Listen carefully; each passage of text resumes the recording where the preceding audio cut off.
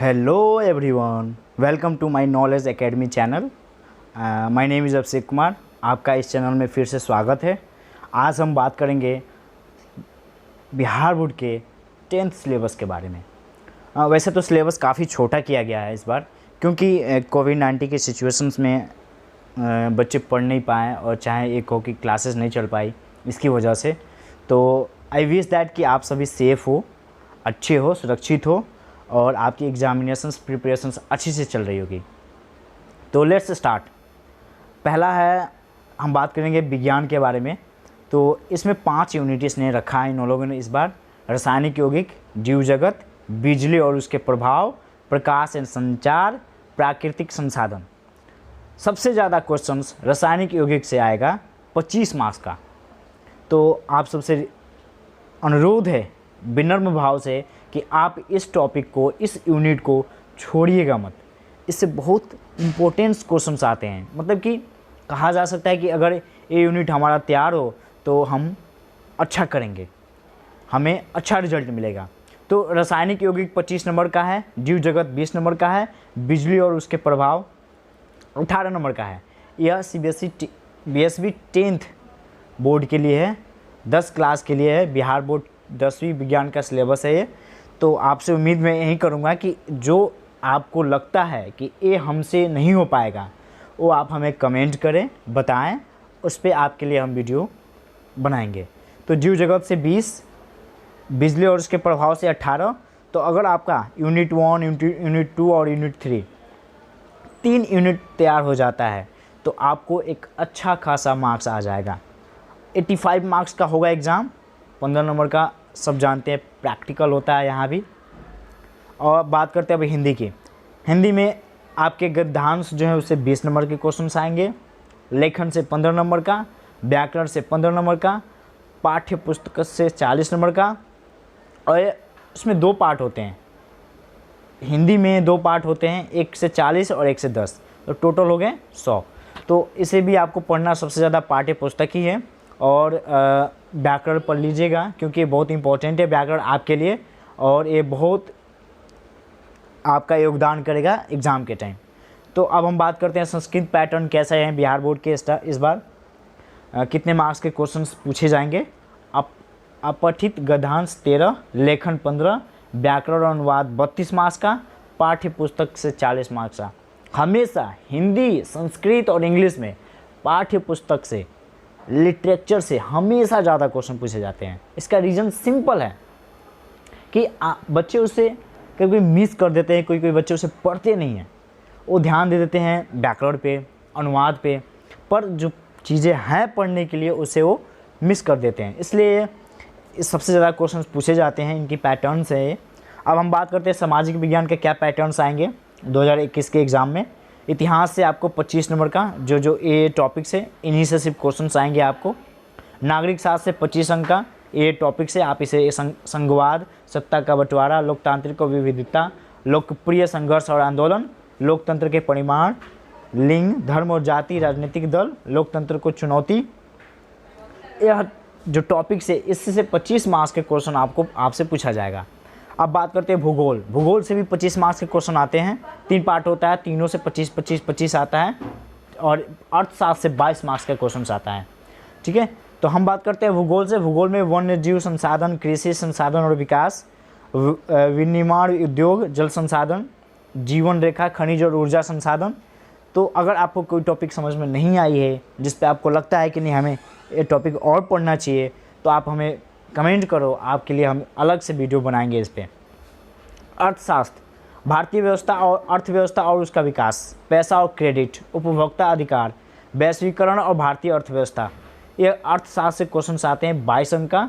ठीक है. आपदा प्रबंधन से 6 अंक आते हैं. आपदा प्रबंधन में क्या क्या आ जाएगा, बाढ़ आ जाएगी, ज्वालामुखी आ जाएगा. ठीक है. ये चीज़ें जो है वो आपदा प्रबंधन में आती है. भूकंप आ जाएगा, आपदा प्रबंधन है भूकंप भी. तो इससे 6 नंबर का क्वेश्चन पूछा जाता है. हर साल बाढ़ पे ही क्वेश्चन पूछे जाते हैं क्योंकि बिहार में बाढ़ तो हर साल आता है. तो बिहार में जब बाढ़ हर साल आती है तो लोगों की मानसिकता भी होती है. क्वेश्चन जो पैटर्न सेट करते हैं कि बच्चों को इसके बारे में अज्ञात किया जाए, इनको बताया जाए कि क्या चीज़ें कैसे एनालाइज किया जाता है, तो कैसे कैसे हैंडल करते हैं, क्या उसके सिम्टम्स, क्या उसके मतलब कि फैक्टर होते हैं, किस फैक्टर पे वो इफेक्ट करता है।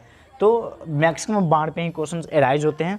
अब हम बात करते हैं आपको गणित सिलेबस की, 10वीं की गणित सिलेबस 2021 की। अब हम बात करते हैं यूनिट वास्तविक संख्याएं, उसमें से सिर्फ ये आपको जो 3 पॉइंट्स हैं, यूक्लिड का विविजन्स, तंग संगत, अंकगणित का मौलिक सिद्धांत, सिर्फ 3 टॉपिक्स ही पढ़ के जाइएगा आप। 10 नंबर के क्वेश्चंस बीसीएस करके यहाँ से आता है, ठीक है। बहुपद, शून्य और गुणांक, जीरो का ज्यामितीय अर्थ, बहुरूपता के लिए विभाजन, एलोगरिथम्स, यहाँ से 20 मार्क्स का क्वेश्चन आता है, ठीक है।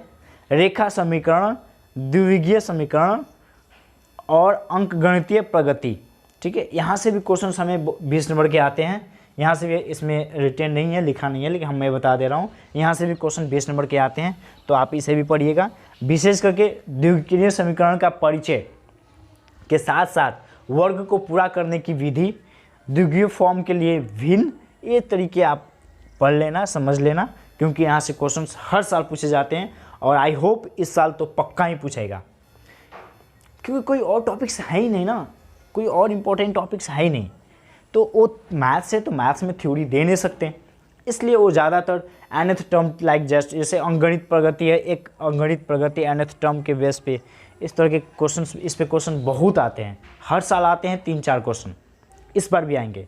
और ज्यामिति से दूरी सूत्र, खंड सूत्र 2 याद रखिएगा, त्रिकोण का क्षेत्र, तीनों याद रखिएगा फॉर्मूला, तीनों से 2 क्वेश्चन कन्फर्म में आना है, 10 अंक का। कितने अंक का? 10 अंक का। त्रिकोणमिति का परिचय में आपको दिख सकता है यहाँ पे 20 अंक के क्वेश्चंस आते हैं यहाँ से, ठीक है। क्या क्या है आप इसे स्क्रीनशॉट ले सकते हो, आपको अगर लगता है कि स्क्रीनशॉट नीड है हमें, तो आप इसके स्क्रीनशॉट ले सकते हो। अगर आपको स्क्रीनशॉट नहीं चाहिए, पीडीएफ चाहिए, तो आप हमें इंस्टाग्राम पे जाके फॉलो करें, मैसेज करें, आपको हम पीडीएफ सेंड कर देंगे। अब हम बात करते हैं त्रिकोण का।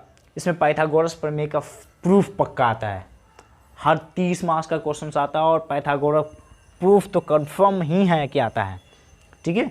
तो आप इस प्रूफ को अच्छे से पढ़ लेना, प्रूफ को अच्छे से देख लेना। अगर डाउट हो तो मुझे कमेंट करके बताइए, हम आपके डाउट को क्लियर करेंगे। ब्रीथ स्पर्श रेखा का गुण, एक क्वेश्चन से यहाँ से हमेशा पूछा गया है, इस टॉपिक से हमेशा क्वेश्चंस आए हैं और इस बार भी आएंगे, मैं श्योर हूँ। रचनाएं, सामान्य त्रिभुज का निर्माण कैसे करते हैं, किसी भी सामान्य त्रिभुज का निर्माण, ये आप सीख लेना, ठीक है। वृत्तों से संबंधित क्षेत्र, एक वृत्त का क्षेत्रफल और परिधि, सेक्टर और सेगमेंट के क्षेत्र, आंकड़ों का संयोजक का क्षेत्र, इस तीनों टॉपिक से हर साल क्वेश्चंस आते हैं, 5, 4, 5, 10, 5, 10, 15 नंबर तक का क्वेश्चंस आते हैं, हर साल आते हैं और इस बार भी आएंगे। और लंबे लंबे क्वेश्चंस आते हैं। पहला चीज़ मैं बता देता हूँ, लास्ट के जो 5 मार्क्स का 6 मार्क्स का क्वेश्चंस होते हैं ना, वो यहीं से होते हैं, तो इसे आप प्लीज़ तैयार करके जाइए, क्योंकि ये बहुत ही ज़्यादा इम्पोर्टेंट है। भूतल क्षेत्र और वॉल्यूम, तो यहाँ से सतह क्षेत्र, ठोस का रूपांतरण, शंकु का छिनक, इस तरह के यहाँ से भी क्वेश्चंस बहुत एराइज होते हैं।